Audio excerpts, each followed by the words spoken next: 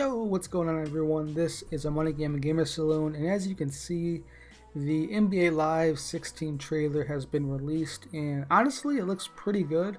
My only two main concerns are with the dunks. The dunks look sort of unblockable. Shake and Bake mentioned that, but they look sort of just canned like 2K13 was. I think 2K13 was the game where you couldn't block dunks or something like that, but they just look unblockable. Hopefully that isn't the case, but I'm definitely going to get it this year. It looks way better than last year.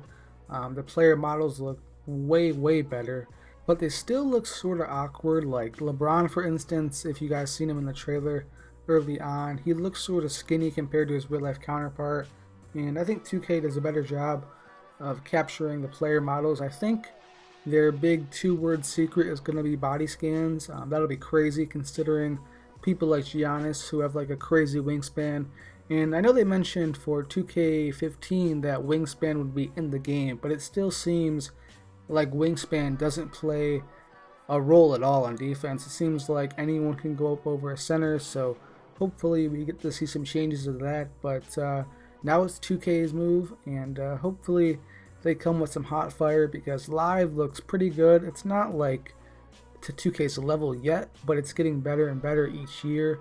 I think they're a few steps away, and at the end of the trailer, I know you guys seen that looks like a NBA Live version of crew mode.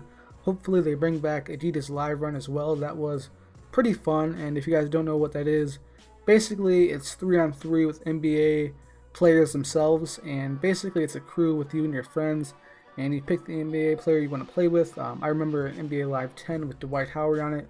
I would pick Paul Pierce for the most part because he and Michael Petrus sort of had glitchy jumpers, but it was a pretty fun mode.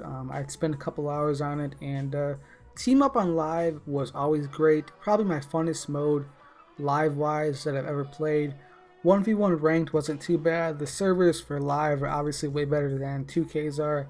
2K's, you know, they say they're going to improve them every year, but they don't. And do you guys remember last year they said they hired like 2 people to work on the servers, and they were still pretty bad this year? But 2K, usually the earliest you'll see gameplay, like official gameplay, is from Gamescom, and it's looking like it's going to be the same way again this year, unless they have a crazy marketing campaign.